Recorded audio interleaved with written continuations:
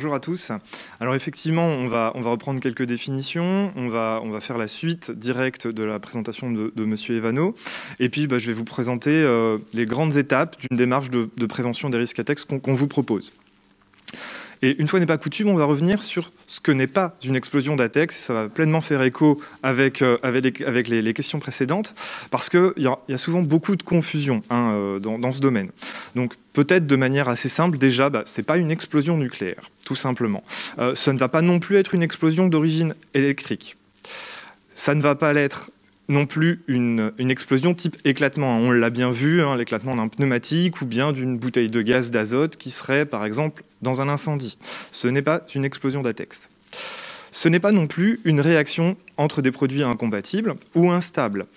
Pour reprendre l'exemple de l'accident d'AZF, par exemple, ce n'était pas une explosion d'ATEX. Ce n'est pas non plus une explosion qui met en œuvre des explosifs. C'est encore des phénomènes différents. L'explosion d'ATEX, c'est une réaction chimique de combustion. Il faut que ça brûle. Et vous le voyez sur la photo, là, on a un dépoussiéreur avec une enflammation d'un nuage de poussière. Donc, on est bien sur un phénomène combustion. Et pour repartir de ce phénomène, on va repartir de quelque chose que vous connaissez peut-être déjà, qui est le triangle du feu. C'est ce qui nous permet de définir la réaction de combustion. 3 éléments indispensables pour cette combustion. Tout d'abord un combustible, une matière qui va brûler, par exemple des cartons. Ensuite un comburant, une matière qui va aider à la combustion, c'est notamment l'oxygène de l'air. Et ensuite, une source d'inflammation qui, cette fois-ci, va initier la réaction de combustion. L'explosion d'ATEX, qui est donc une combustion, eh bien, on va cette fois-ci ajouter des éléments supplémentaires. On va parler d'hexagone parce qu'on va reprendre 6 éléments, dont les 3 éléments du triangle du feu, bien évidemment. On vient y ajouter 2 éléments supplémentaires concernant le combustible. Il doit être en suspension dans l'air. C'est pourquoi on va parler, pour les ATEX, de gaz, de vapeur ou de poussière. On va également parler de domaine d'explosivité. Le combustible en suspension dans l'air doit y être dans des concentrations adaptées. Vous le voyez en bas de cette diapositive, le domaine d'explosivité est illustré et est encadré par 2 valeurs intéressantes à connaître, qui sont la limite inférieure et la limite supérieure d'explosivité. En dessous de la limite inférieure, on n'a pas assez de combustible dans l'air pour que ça puisse s'enflammer. Et au-dessus de la limite supérieure, on en a trop. Si je résume, une atmosphère explosive, c'est donc le produit combustible en suspension dans l'air. Si on rencontre en plus une source d'inflammation, alors on aura explosion de cette atmosphère explosive. Mais vous allez me dire alors, quels sont les fameux combustibles qui peuvent former ces ATEX? Les retrouve-t-on facilement en entreprise? Eh bien oui, parce qu'ils sont très nombreux, de différentes natures. Donc, par exemple sous forme de gaz, on a du méthane, du propane, du gaz de ville ou de l'hydrogène, on y reviendra dans la journée. Ou sous forme de vapeur ou d'aérosol, issus de liquide. Ça peut être des solvants comme l'acétone, de l'essence, du white spirit. Mais également, ça va être des poussières finement divisées, des poussières de bois, tout ce qui va être agroalimentaire, de la farine, du sucre, mais également des poussières de plastique, ou même des poussières de métaux. Et oui, le métal brûle, ça explose même très bien. Donc finalement, des multiples combustibles que l'on retrouve dans les entreprises sans difficulté. Mais est-ce que ces zones ATEX qui se forment, on les retrouve facilement également? Et où? Eh bien, ça va être dans toutes les zones où on vient concentrer ces combustibles, puisqu'on l'a vu, le domaine d'explosivité est une des conditions indispensables à la formation de l'ATEX. Donc ça va être dans toutes les zones où on vient concentrer, par exemple les fûts, les réservoirs, ou à proximité des évents de surpression, ou d'une citerne par exemple. Ou bien lorsqu'on remet en suspension des poussières via une trémie de déversement ou à proximité d'un dépoussiéreur. Mais ça va être également en cas de fuite, en cas de défaut de captage ou de capotage. Et on commence à voir que eh bien, les zones ATEX, elles apparaissent à la fois en fonctionnement normal de l'activité, mais également en cas de dysfonctionnement. Et ça, c'est très important. Pourquoi? Parce que c'est réglementairement, c'est quelque chose de clairement défini et donc il faut l'avoir bien en tête. Autre élément important pour l'explosion d'ATEX, c'est identifier les sources d'inflammation. Et on va le voir qu'également, elles sont nombreuses sur le lieu de travail, elles sont de multiples origines. Par exemple, d'origine mécanique. avec des échauffements, des étincelles ou des frottements qui provoquent des surfaces chaudes. Également d'origine électrique, avec également des étincelles ou des échauffements, comme par exemple sur l'illustration avec des branchements hasardeux non optimaux. D'origine électrostatique, avec notamment des étincelles. Je ne vais pas en parler plus puisqu'on aura une présentation spécifique en fin de matinée sur ce sujet. Ensuite, d'origine thermique, encore une fois, avec des surfaces chaudes, des flammes, les fameux travaux par point chaud, le soudage, le meulage, le découpage.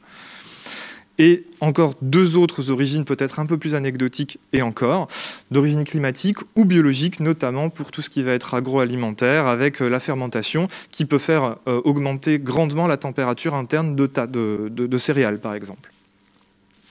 Donc voilà, on a balayé un petit peu l'ensemble des paramètres qui peuvent générer à la fois la TEX et les enflammer.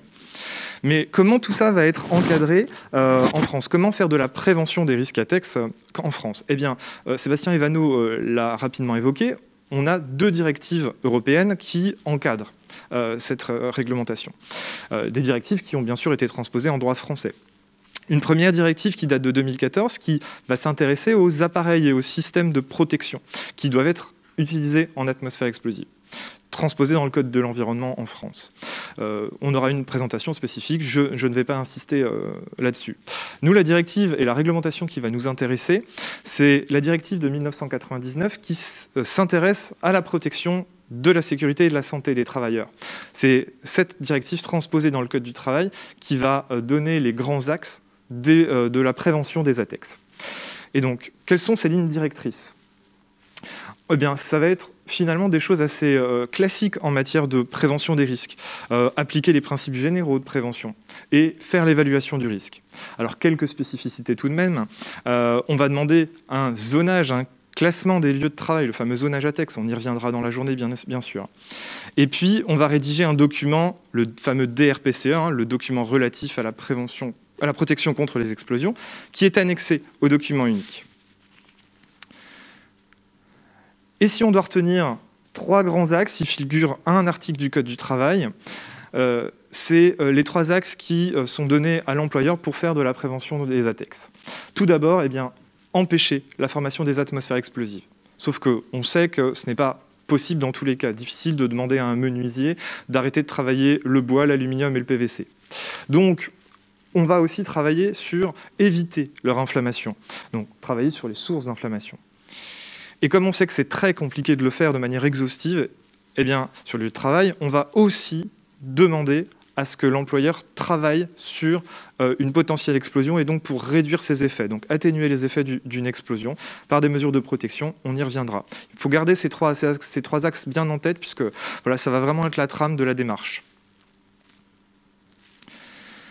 Autre petit point réglementaire, on change de directive cette fois-ci, la directive machine de 2006. Eh bien, cette directive, pourquoi je vous en parle? On a vu qu'il y avait des équipements, des machines qui peuvent être installées en zone ATEX. Mais la directive machine, elle parle aussi d'explosion. Elle dit notamment que la machine, elle est construite de manière à éviter tout risque d'explosion provoqué par la machine elle-même ou les substances qu'elle utilise ou qu'elle génère. Il est également précisé que, bien évidemment, elle doit être conforme aux prescriptions de la directive de 2014 si elle est installée dans une zone ATEX. En résumé, ça veut dire quoi ? Ça veut dire que ce qui va se passer à l'intérieur de la machine est du ressort de la directive machine. Mais ce qui se passe à l'extérieur, l'atmosphère dans laquelle est installée la machine, eh bien tout ça, ça va relever de la directive ATEX. Et donc ça, il faut bien l'avoir en tête parce que ça va être deux choses complémentaires. Dernier petit point réglementaire, le zonage, le fameux zonage ATEX. Réglementairement, le législateur a défini des niveaux de zone en fonction de la fréquence d'apparition de ces ATEX, notamment en permanence, ou bien occasionnellement en fonctionnement normal, ou en cas de dysfonctionnement, le fameux dysfonctionnement dont je parlais tout à l'heure. Et on définit deux types de zones en fonction que les zones soient constituées de gaz ou de vapeur, ou bien de poussière.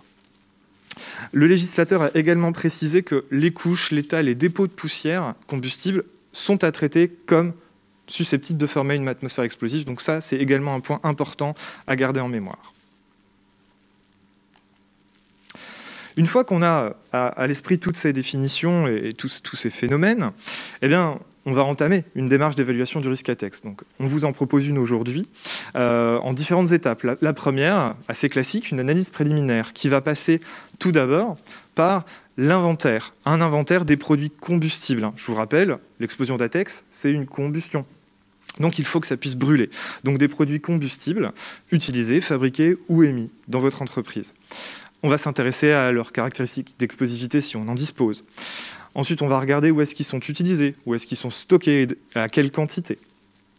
On va regarder les procédés qui les mettent en œuvre et les dysfonctionnements potentiels raisonnablement envisageables. En parallèle, on va s'intéresser aux sources d'inflammation, celles qui sont à la fois liées aux procédés, celles qui sont liées aux appareils, et puis celles qui sont liées à certains travaux ou à certaines opérations. Quelque chose d'important.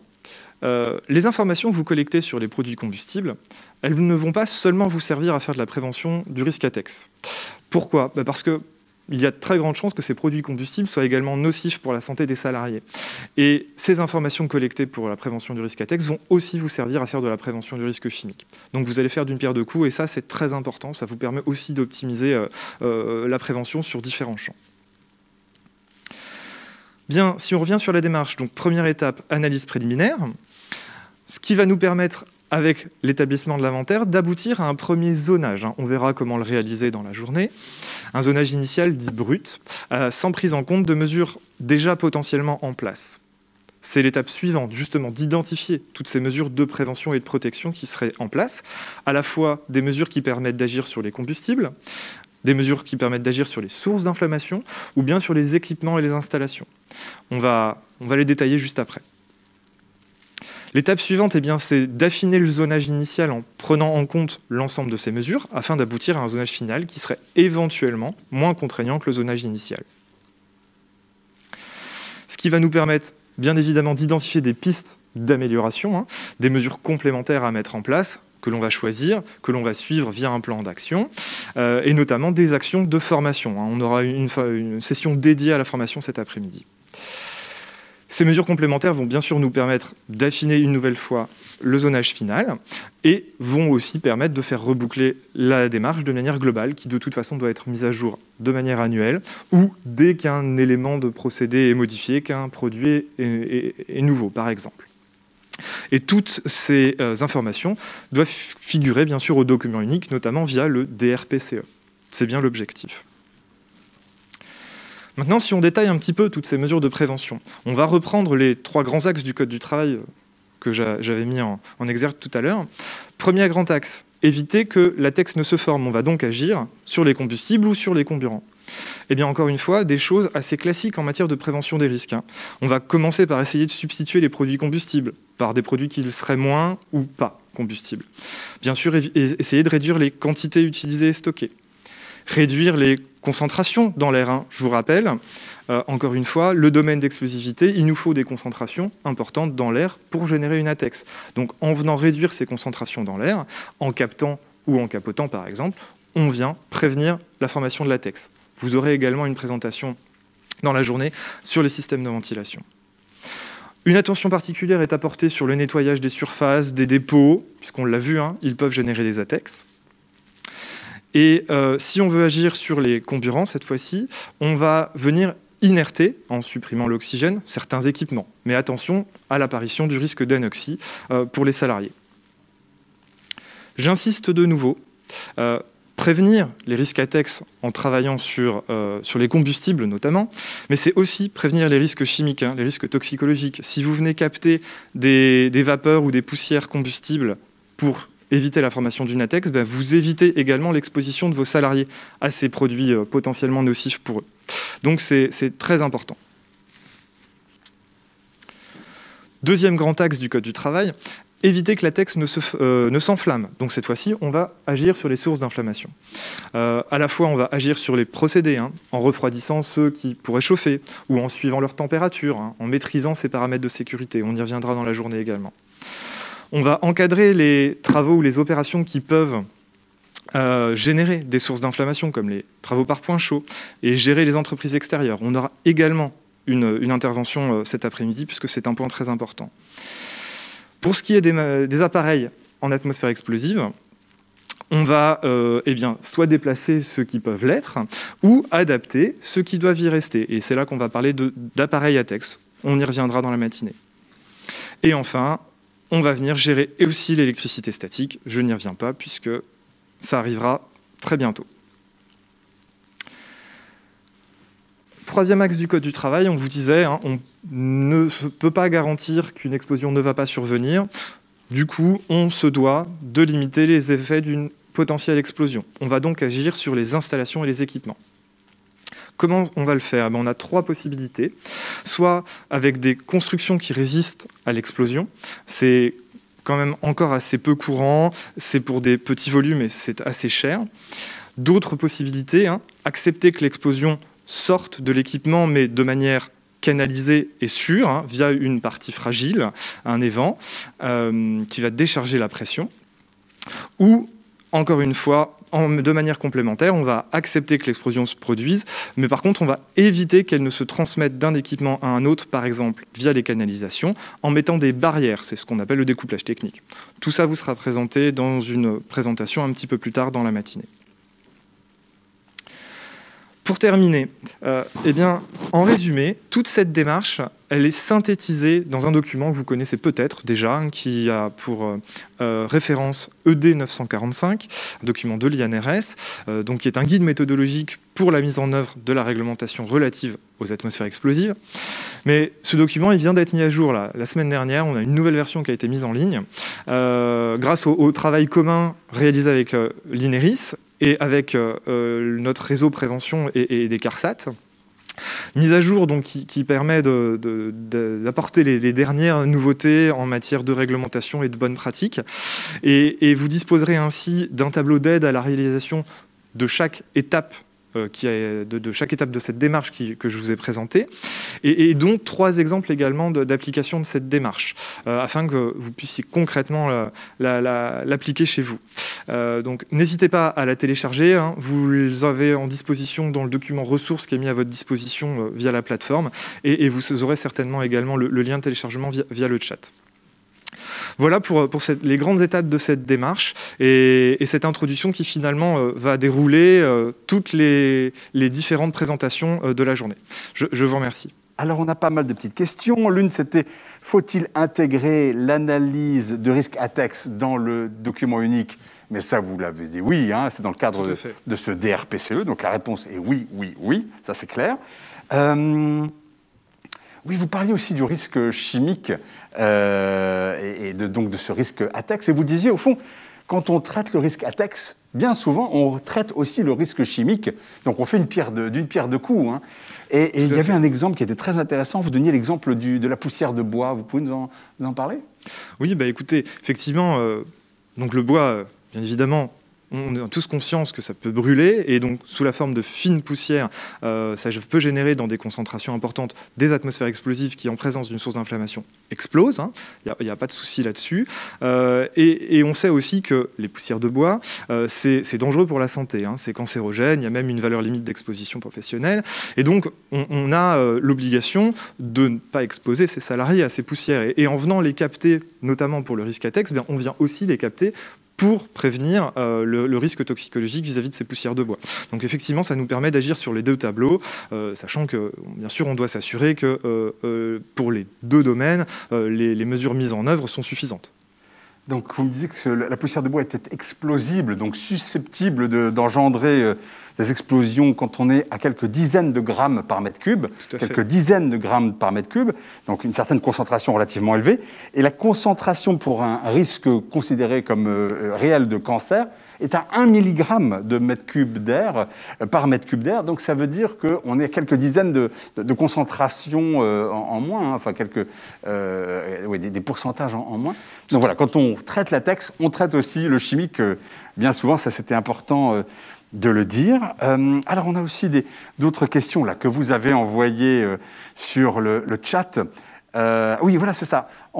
Du coup, les internautes se posent pas mal de questions et s'aperçoivent effectivement, comme on l'a dit, la farine, le sucre, etc. Tout ça, ça peut éventuellement créer une ATEX. Donc la question, c'est comment déterminer qu'une poussière, sa composition, sa nature, peut ou non créer une zone susceptible d'exploser? Comment est-ce que je peux le savoir a priori? Alors, le premier paramètre, effectivement, c'est bien se connaître son produit et savoir s'il est combustible. On a vu, si ça ne peut pas brûler, ça ne peut pas générer d'ATEX. Après, malheureusement, la plupart des produits peuvent brûler. Après, ils peuvent brûler plus ou moins facilement. On l'a vu, il faut des concentrations, notamment pour les poussières, dans l'air, très importantes, de l'ordre du gramme, du dizaine de grammes par mètre cube. Donc on est sur des très grandes concentrations.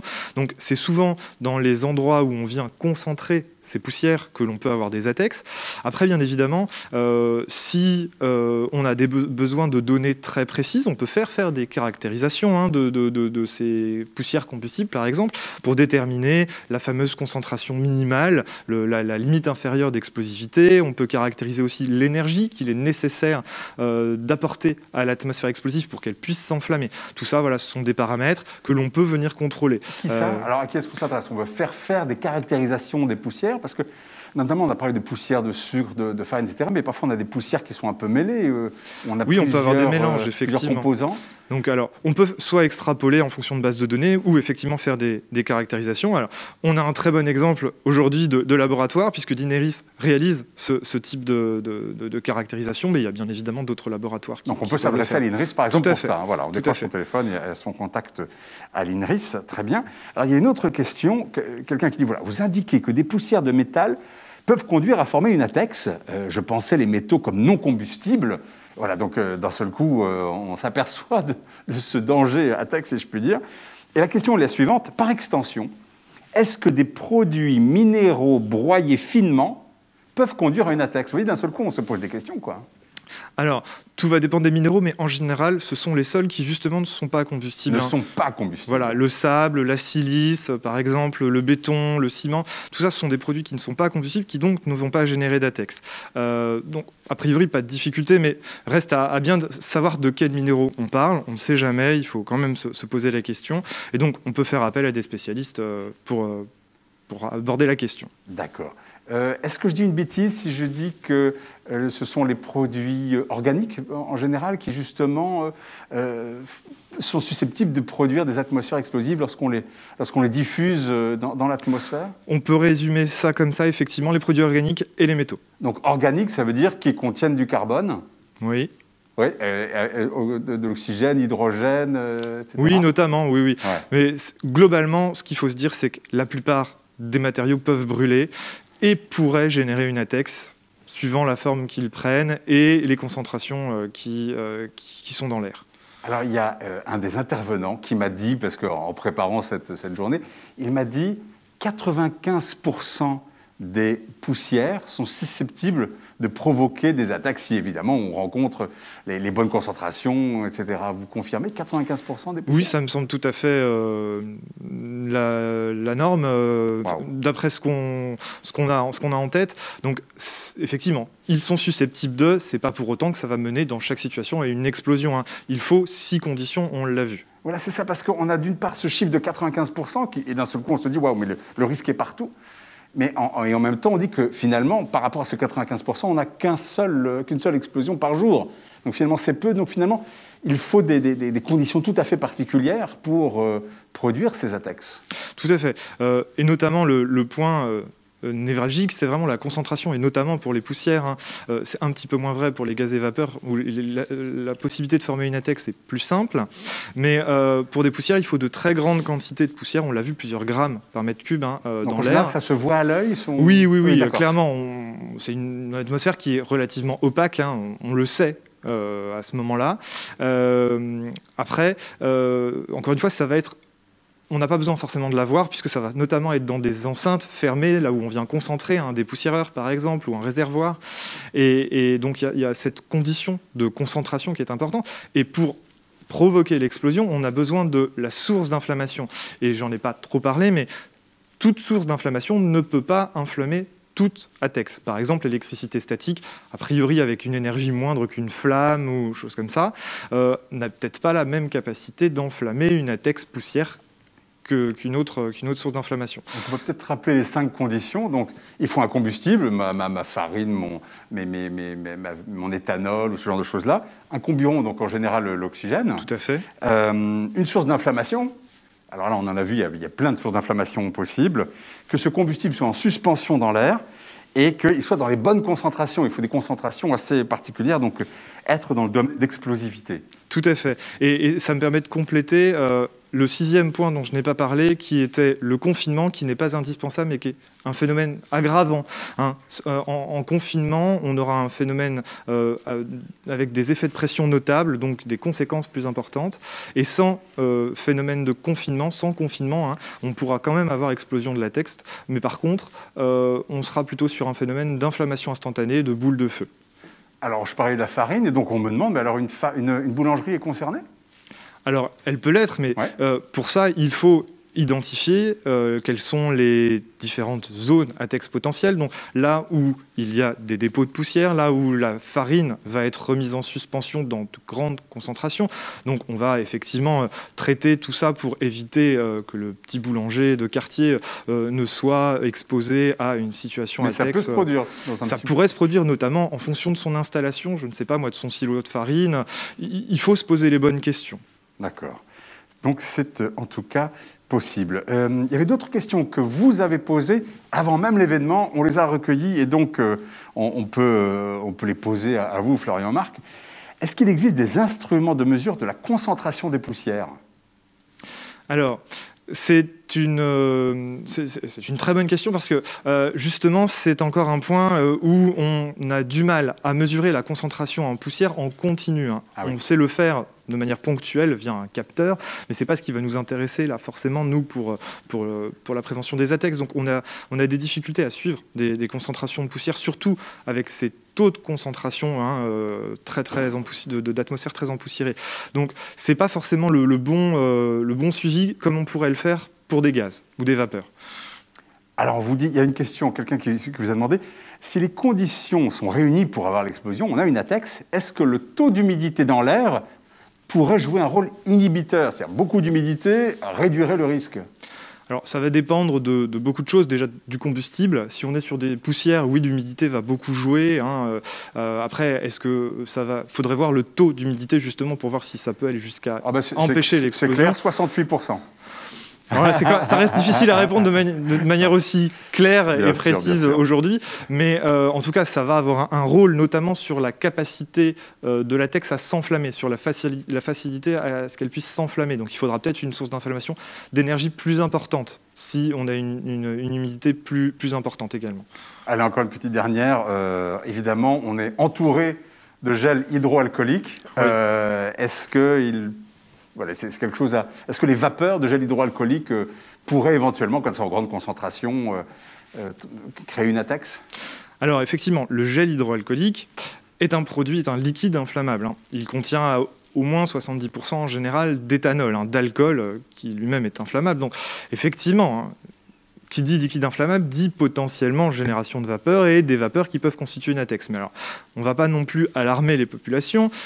Utiliser du gel hydroalcoolique au quotidien, c'est utiliser de très faibles quantités. Donc, pour s'assurer qu'il n'y a pas de difficulté à l'utiliser, on en prend la quantité nécessaire, donc une petite noisette, et on s'assure que tout le gel hydroalcoolique est évaporé de ses mains suite à la friction, et avant de réaliser toute opération, qu'elle soit professionnelle ou même personnelle d'ailleurs. Voilà, très bien. Voilà, ça, c'est une très faible quantité, donc il n'y a évidemment aucun problème. Merci infiniment.